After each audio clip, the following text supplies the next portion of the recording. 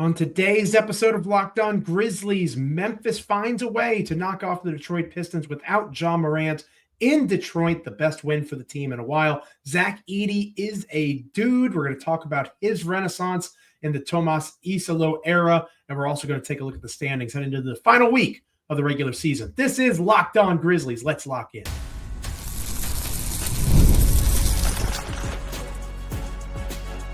You are Locked On Grizzlies, your daily Memphis Grizzlies podcast, part of the Locked On Podcast Network, your team every day. Welcome to this Monday edition of Locked On Grizzlies. Thank you so much for starting your week off with us. It is I, Joe Mullinax, Locked On Grizzlies co-host. My co-host, Michael Cole, Memphis Grizzlies beat writer for the Commercial Appeal, not with us today. Today is his day off for the week, so I've got you solo for the next 30 minutes talking Grizzlies basketball. We're going to have a good time together, you and I. It's always a little bit easier after a win to go and talk Grizzlies basketball, isn't it? Today's episode is brought to you by FanDuel. Right now, new customers can get $250 in bonus bets when your first $5 bet wins. We are free and available here on Locked On Grizzlies, wherever you get podcasts. As proud members of the Locked On Podcast Network, your team each and every single day. Like, comment, rate, review, subscribe on Apple, Spotify, Amazon, YouTube. Make us a part of your NBA and Memphis Grizzlies content consumption each and every time that an episode drops. And guys, I got to tell you, on the newsletter front, thank you 1,000 times over. If you are one of the folks that has subscribed to our newsletter recently, we are in the top 6, close to top 5 in the entire Locked On NBA market for newsletters. We have risen up to 6. I have a sneaky suspicion I know why, but we have had a ton of growth over the last week. People are sticking around, at least for now. If you're one of those people, shout us out in the comments. Let me know on X at Joe Mullinax. I love writing that newsletter. I missed writing tremendously. It's one of the reasons I contribute for Grizzly, and Grizzly has been very good to me this year as a contributor. But I love our newsletter. I love doing it every day. Every morning I get up. It's one of the things I do before my workday starts. So make sure you're going to LockedOnDaily.com, subscribing to free Grizzlies words from me. Again, LockedOnDaily.com. Get words from me on the Memphis Grizzlies each and every day, plus NBA analysis, fantasy basketball advice, and so much more. The Memphis Grizzlies on Saturday night picked up probably their best win in 6 weeks, to be honest with you, knocking off the Miami Heat at home, Miami Heat on the road at the buzzer. Again, a Heat team that have been playing better ball. If you want to make an argument for Miami, I'll hear it. But the Detroit Pistons are a clear playoff team, a clear 500 basketball team out east. Again, the Eastern Conference is not as good as the Western Conference. The Memphis Grizzlies have beaten up on the Eastern Conference this season. So if you expected Memphis to beat the Pistons, I'll give you that. But that doesn't change the fact that that was still probably the best win for Memphis in some time. And the Grizzlies get extra credit points because they were able to do it against the Pistons without Ja Morant, who once again misses a game. This time it was for an illness. Hopefully with the Grizzlies not playing again until tomorrow against the Charlotte Hornets, Ja will be feeling a little bit better on the up and up, and he'll get in on the action against Charlotte in Charlotte. But to beat the Pistons without Ja Morant really does deserve some kudos. And especially kudos to one Desmond Bane. I tweeted this out on X or posted it on X, whatever you call it. Death, taxes, and Desmond Bane absolutely filleting the Detroit Pistons. For those of you that don't know, and I don't have all the details on this, but this has been reported other places. The Detroit Pistons are one of the teams that supposedly, allegedly, had led Desmond Bane to believe that they were going to select him in the 2020 NBA draft. And of course, they did not. So go and check the stats of Desmond Bane against the Detroit Pistons.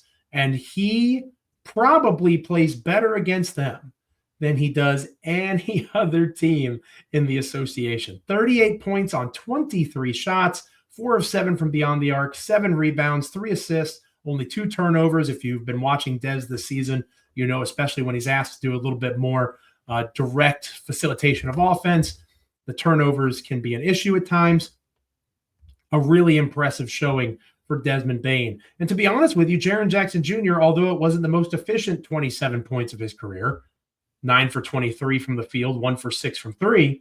What Jaren did do well is get to the free throw line and not foul himself. Only 2 fouls in 35 minutes of play, and then 8 for 11 from the charity stripe. He led the Grizzlies in that statistic, 11 free throws. Memphis shot as a team 29 free throws. 11 of those alone came from Jaren. So a really good outing for Jaren Jackson Jr. in that particular way. He also rebounded the ball better than he usually does, 11 boards for Jaren. The Grizzlies were really impressive on the boards in general, 64 rebounds to 24 for Detroit. Detroit just could not clean the glass. The Grizzlies really, really were impactful in their rebounding. We'll talk more about the main reason for that later on in the show. But again, Scottie Pippen Jr. had 6 boards. Desmond Bane had 7 boards. Santi Aldama had 5. Gigi Jackson got some run in this game. Luke Kennard with 7 rebounds off the bench. So a really interesting rebounding game. You could tell was a priority for Memphis. And the Grizzlies were down by a couple of points going into the final frame. It was also good to see Memphis put their foot down on the pedal in winning time in that fourth quarter, 34 points. They played their best basketball of the game in the final frame, especially offensively, and they were able to put the Pistons away. Again, the Eastern Conference, not as strong as out west. Detroit, 21-17 at home. They're still one of the best stories of this season. It was not that long ago when the Detroit Pistons were the complete and total joke of the National Basketball Association. No longer is that the case. J.B. Bickerstaff, old friend of Memphis, former head coach here in Memphis, J.B. Bickerstaff, he clearly is doing a good job with that group. One of the front runners for Coach of the Year, in my opinion. He probably won't win it because the Oklahoma City Thunder exist, right? But I do think that Bickerstaff deserves some credit for what he's done in Detroit in such a short time. Still a game that the Memphis Grizzlies, you would think, should win. Even still, without Ja, that closer, we saw how important that was in the Miami game. To have Desmond Bane be able to fill that void, right? To be able to have Scottie Pippen Jr. knock down some big shots. To be able to have Santi Aldama, who didn't hit many threes in this game, still be able to facilitate, still be able to do some things offensively. That was really cool to see. And you are able to take from this game against the Pistons a little bit of confidence going into the final week of the regular season, an absolutely seismic final week of the regular season. Because don't look now, multiple teams out west have the same record as the Memphis Grizzlies. So the Grizzlies could finish as high as probably 4th still. That's still realistic for them, only a game or so out away from the Denver Nuggets. And they could finish as low as 8th in the play-in. They could be traveling to the Clippers or traveling to the Timberwolves for a play-in game this time next week. How the mighty have fallen. But that context is important, just as possible as the bottom option is. Memphis winning these last couple of games and hopefully knocking off Charlotte on Tuesday, going into an extremely important game against the Timberwolves on Thursday. Memphis has themselves back in at least the potential to compete, the potential to give themselves a chance to get back up and out of the play-in. Wins like the one they got against the Pistons are important for the standings, but they're also important for confidence. You can beat okay to above average teams without Ja Morant. The Charlotte Hornets are not an okay to above average team. So if Ja is still feeling under the weather on tomorrow's episode, DeMichael and I will talk about that injury report and kind of see where the Grizzlies are going into Tuesday night's game. But you would imagine the Grizzlies will practice today. Hopefully we're able to get some word from DeMichael on Tuesday's show, what that looked like. You would imagine that they'll be able to finally, for pretty much the first time in the Iisalo era, do some wrinkles and some tweaks. Obviously, there's been some pretty substantial ones to the rotation, an 8-man rotation against the Pistons. Santi Aldama and Luke Kennard played 20-plus minutes off the bench. Plus, you had Jay Huff, Cam Spencer, and Gigi Jackson account for the other 22 minutes. That adds up to an 8-man rotation. 10 guys played. But in terms of minute distribution, it was essentially an 8-man rotation. So the way the rotation is being put out there, the way that players like Zach Edey, who we're going to talk more about here in a moment, are being deployed, it really is fascinating to watch unfold and see how Iisalo is taking the same roster and similar scheme to Taylor Jenkins and implementing it in a different way. So Grizzlies pick up a big win in Detroit. When we come back here on Locked On Grizzlies, we will talk about the main reason for that, aside from Desmond Bane, a career night and a career run of play in his rookie campaign for Zach Edey. We'll talk about that next. Stick around. Today's episode of Locked On Grizzlies is brought to you by Monarch Money. Have you ever checked your bank account and wondered, where did all my money go? Between dining out, online shopping, and entertainment, it's pretty easy to lose track. That's where Monarch Money comes in. It's your personal CFO, giving you full visibility and control over your finances. Monarch Money isn't just a budgeting app, it's a complete financial command center. You can track all of your accounts, investments, and spending in one place, so you stop just managing your money and start actually building wealth. When I started using Monarch, I realized how much I was spending on food delivery. I love a good smoked chicken wing. My favorite spot is on the other side of town. I can pay a delivery fee. They bring it to me. That's not smart budgeting, though. Monarch Money helps me see that and save more. And it also is a big hit with my missus, my wife. Managing money with my partner is smoother than ever. You track shared and personal accounts, set goals, and stay on the same page without the stress. Take control of your finances with Monarch Money. Use the code LOCKEDONNBA at monarchmoney.com for 50% off your first year. That's monarchmoney.com, code LOCKEDONNBA for half off your first year. Go check them out today. So Zach Edey has been much maligned, right? Throughout this season. He's been a point of contention. He has been where I'll pat myself on the back, dear listener, dear viewer. I didn't see the firing of the assistants as much of a death knell for the Taylor Jenkins era as others did. If you remember correctly, if you were around this past summer, first off, thank you for being an everydayer of the Locked On Grizzlies. But you'll remember DeMichael and I talking about that didn't look good for Taylor Jenkins. It's hard to not say he wasn't on the hot seat, but he could still stick around. He could still survive. That was my official stance. Obviously, it wasn't good for Taylor, but it was not the red flashing warning light that was Zach Edey, because Zach Edey was selected 9th overall by the Memphis Grizzlies in the 2024 NBA draft. Zach Edey was called by Zach Kleiman a mismatch and discussed as somebody that instead of the Grizzlies having to react to what other teams would do in terms of trying to abuse Edey, Memphis would be able to abuse the opponents because of Zach Edey's 7'4", 290-pound frame. That was the public word from the GM of the Memphis Grizzlies, Zach Kleiman. And then Taylor Jenkins, throughout the season before he was fired, went on to not use Zach Edey in that way consistently at all. The offense that was implemented and installed, the movement away from the pick and roll, a lot of movement off ball, a lot of dribble penetration and kick out stuff. It helped guys like Santi Aldama. It helped guys like Jaren Jackson Jr. have career years. But it also made Zach Edey's skill set obsolete. Zach Edey is a gigantic human being, like Steven Adams before him. And while Steven Adams knows how to use his body better than Edey at this stage, we'll be talking about Adams a lot in this segment. While Adams understands how to use that frame more effectively, Edey is bigger than Steven Adams, which is a wild thing to say out loud. So Zach Edey can do the screening. Zach Edey can do the rebounding. Zach Edey has the capacity to be this dominant force.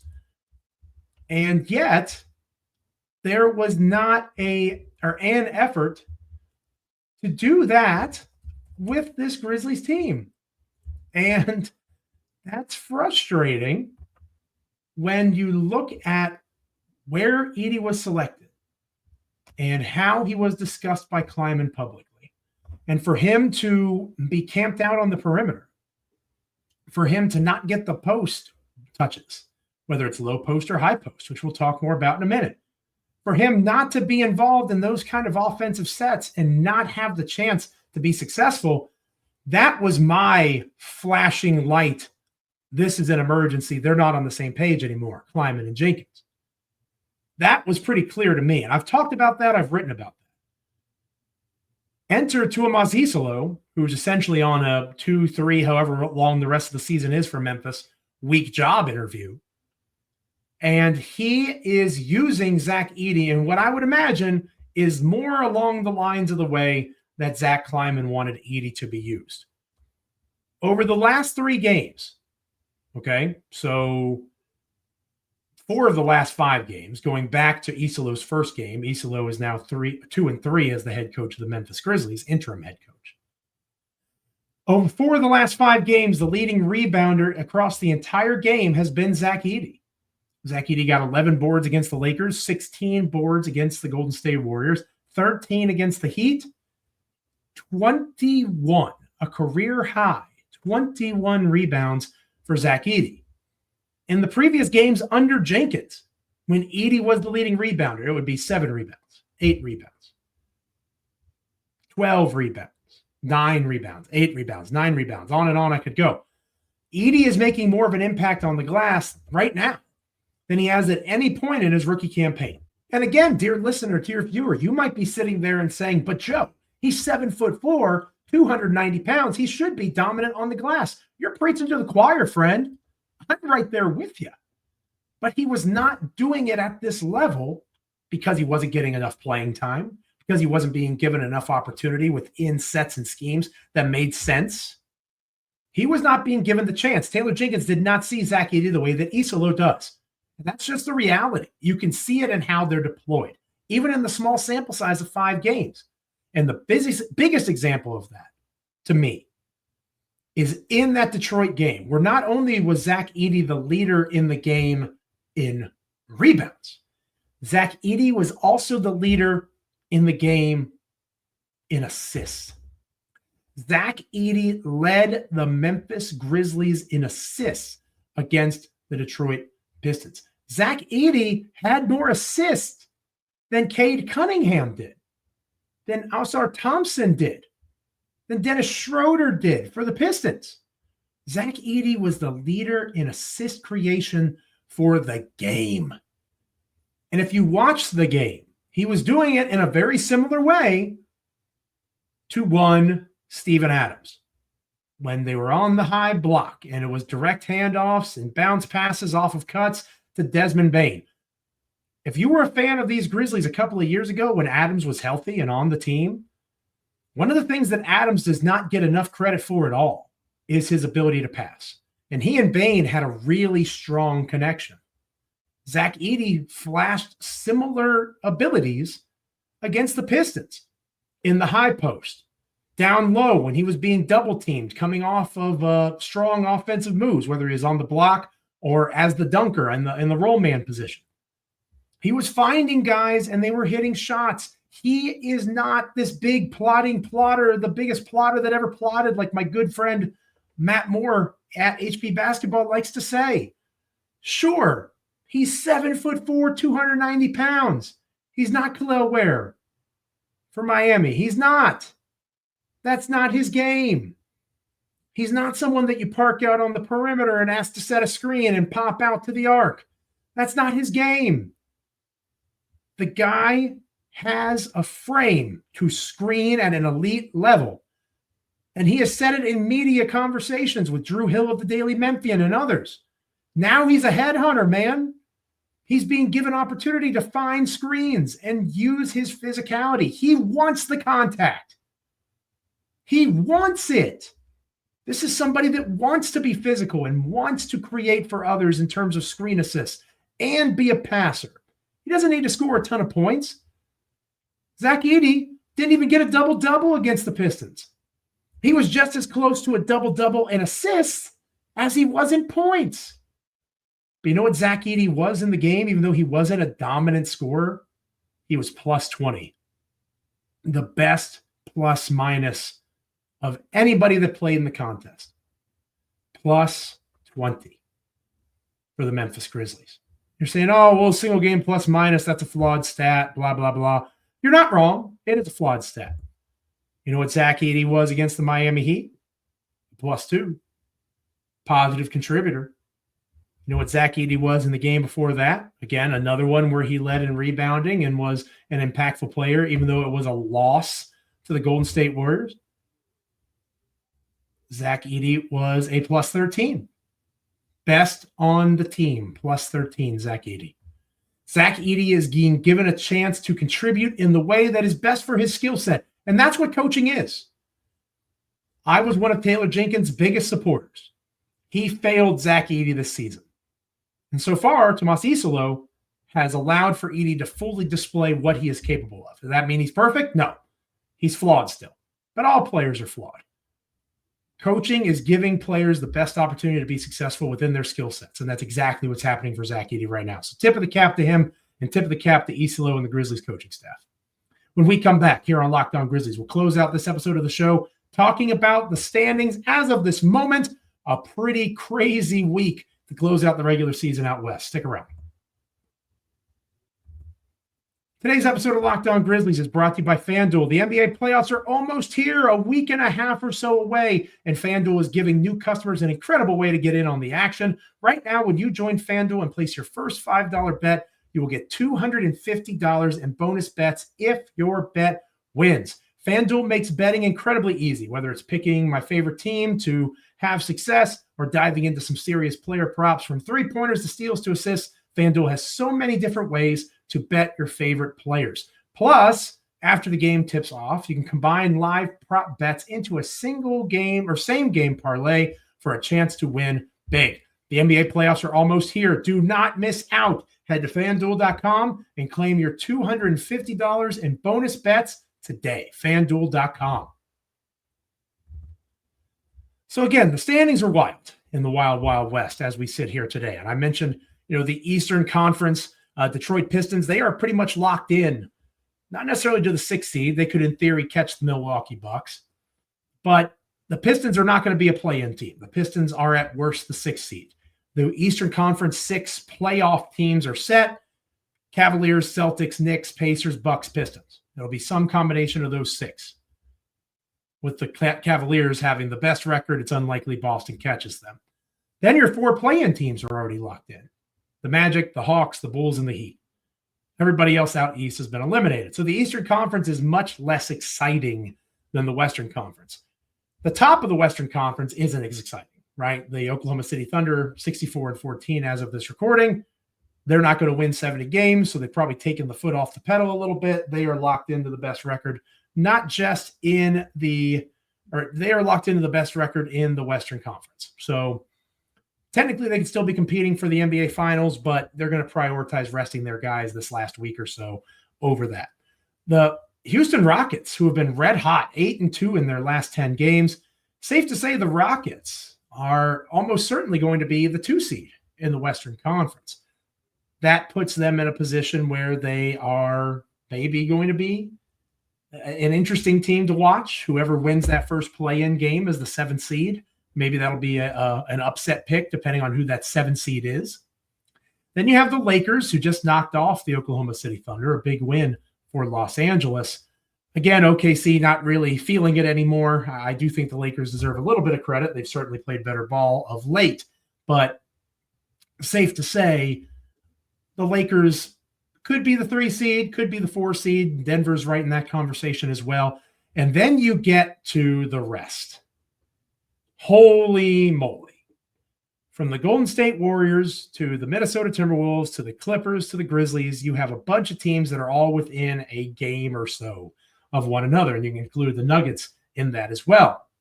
So while the Grizzlies may be the 8th seed today, after the game on Tuesday against the Hornets, that could look drastically different, because if Memphis is able to knock off a bad Charlotte team who has no interest in winning right now, and you have a couple of teams in front of you fall, and then you go into the Thursday game against the Timberwolves, which is the biggest game of the season so far, hasn't gone well so far with the Lakers and the Warriors.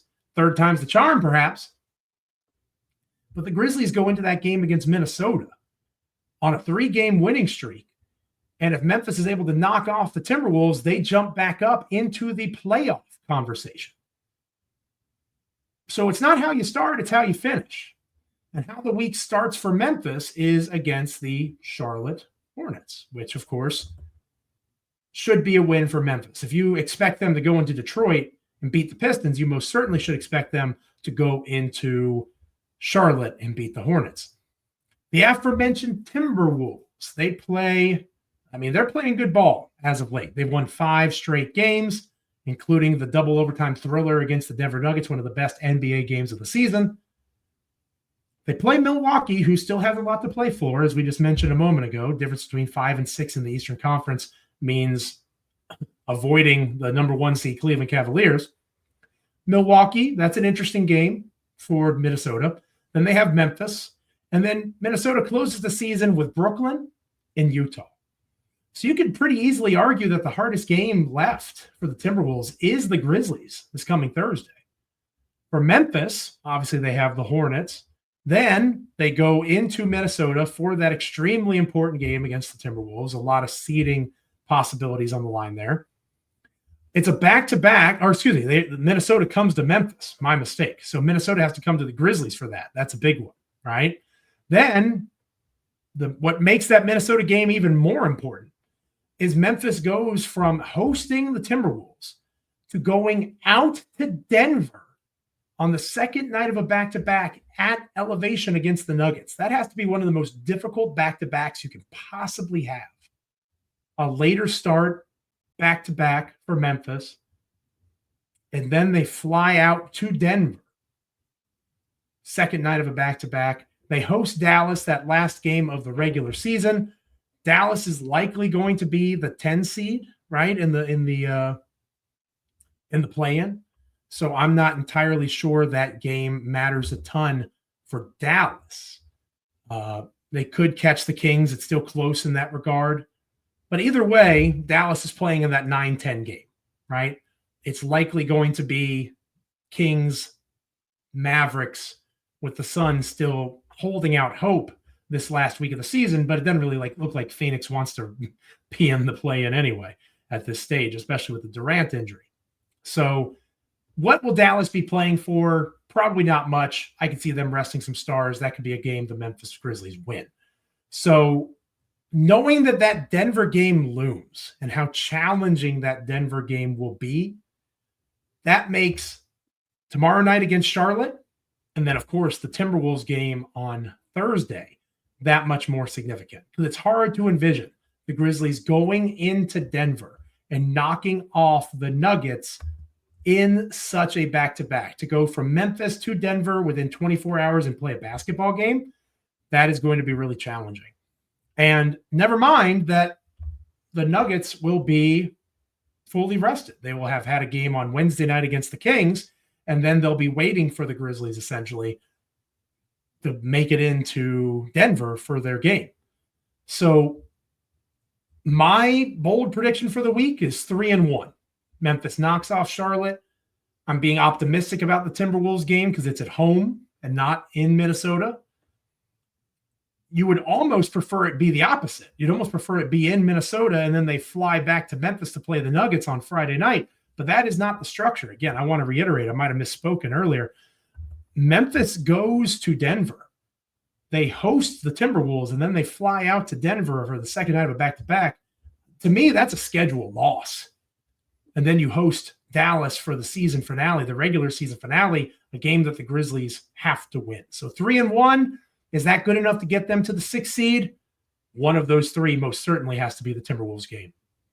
Thank you so much for being with me on this edition of Locked On Grizzlies. It is much appreciated as always. Thank you 1,000 times over to everyone who has helped us over the last week or two with the Taylor Jenkins firing, the reporting on Ja Morant and all that craziness. It's been a crazy couple of weeks. The feedback has been wonderful for both DeMichael and I, and we appreciate you as we continue to build Locked On Grizzlies. We're close to 5,000 subscribers on YouTube. As I mentioned earlier in the show, we are growing the newsletter by leaps and bounds each and every couple of days. It is really appreciated. I love working with Locked On Grizzlies. I know DeMichael does as well. So thank you guys for making us a part of your NBA and Memphis Grizzlies content consumption. Continue to do so. Be it every day and continue to spread the good word of Locked On Grizzlies. Like, comment, rate, review, subscribe wherever you get podcasts, Apple, Spotify, Amazon, YouTube. Make sure you're subscribing at LockedOnDaily.com to our newsletter. If you haven't already done so, click on the Locked On Grizzlies tab and get Grizzlies words from me, NBA analysis, fantasy basketball advice, and so much more. So again, thank you for being with me on this Monday edition. On tomorrow's show, we will talk Grizzlies Hornets a little more extensively, hopefully get some word from what was going on at practice for the Grizzlies. We have a couple of days off after the Detroit win. Got to imagine they got some reps. What are some things they could have worked on and one of their rare sessions with Coach Iisalo before the craziness of the final week of the regular season fully gets underway. I'm Joe Mullinax. Stay locked in. Look forward to being back with you tomorrow here on Locked On Grizzlies. We are free and available wherever you get podcasts, Apple, Spotify, Amazon, YouTube. We'll see you tomorrow. Have a good one.